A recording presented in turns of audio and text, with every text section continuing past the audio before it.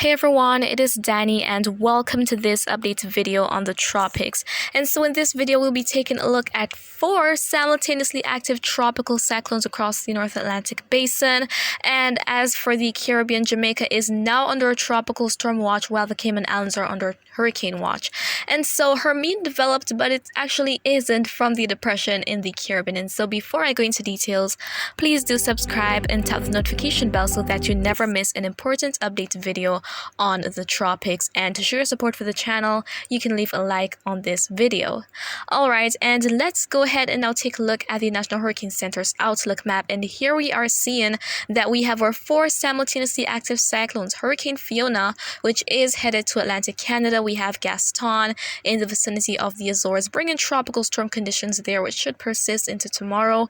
And then we have newly formed Hermine. So if you guys watched this morning's video, you would have seen where I mentioned that the disturbance off Africa, previously designated as Invest 90L, had the higher probability out of it, as well as the current disturbance there highlighted in yellow, to develop. And now we have it organizing into Tropical Storm Hermine. And of course, we still have Tropical Depression 9, which is expected to become a tropical storm and a hurricane. And in the case of Hermine being taken now, the next name is Ian. So we're looking at possible future Ian right here.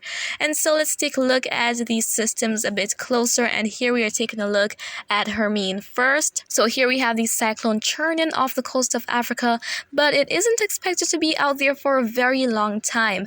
It's going to be accelerating up to the north and is likely going to be bringing heavy rainfall to portions of the Canary Islands of Africa while it lingers within the area. And so it should remain a tropical storm for the next couple of days, but eventually become post-tropical and dissipate maybe before the middle part of next week.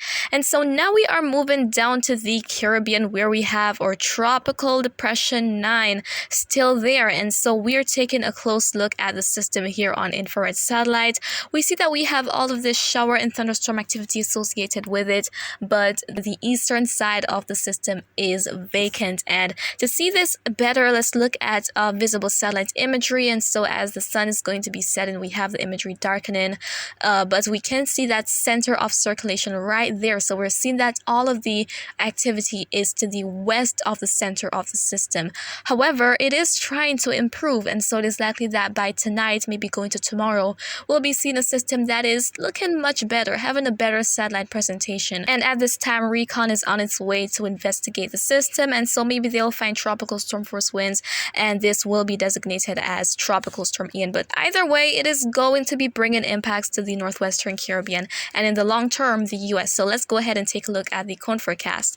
And so here we have it, and we see that Jamaica is highlighted in yellow. Meanwhile, we see those pink areas for the Cayman Islands, and the pink represents a hurricane watch that is in effect. Meanwhile, for Jamaica, there is a tropical storm watch, and the tropical storm watch means that tropical storm conditions are possible across the island within the next 48 hours.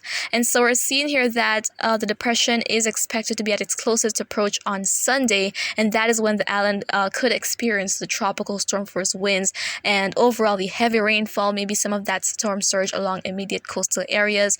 So guys, if you haven't been preparing for this, I advise you to take all the necessary precautions. And this is going to be a significant rainmaker because a lot of rainfall is anticipated. So let's get into those totals. And so portions of southern Haiti and the Dominican Republic can expect 2 to 4 inches with local maximum up to 6 inches of rainfall. For Jamaica and the Cayman Islands, 4 to 8 inches of rainfall with local maximum up to 12 inches.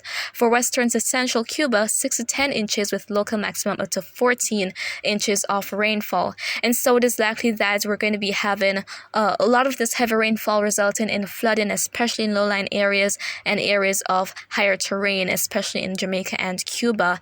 And again, there is that risk of that storm surge, which is the inundation of the coastline caused by the winds of the cyclone pushing the seawater on shore. And so that is likely to be a problem for the Cayman Islands as the system is expected to intensify. And so guys, that is what is on the horizon for this. But why is the system not so organized? Why isn't it a tropical storm already?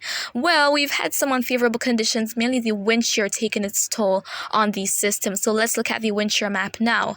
And so if you look up to the north, there we're seeing Hurricane Fiona that is still up there churning. It is still a very strong hurricane hurricane, as I said, is going to be impacting Atlantic Canada, and we see this area of these red lines extended downwards, and so this is actually indicating unfavorable wind shear. So the outflow of Fiona is kicking up the shear in sections of the Caribbean and also in the vicinity of depression number 9. But the system is going to be accelerating into much more conducive conditions and is going to be strengthened in the northwestern Caribbean and the eastern Gulf of Mexico.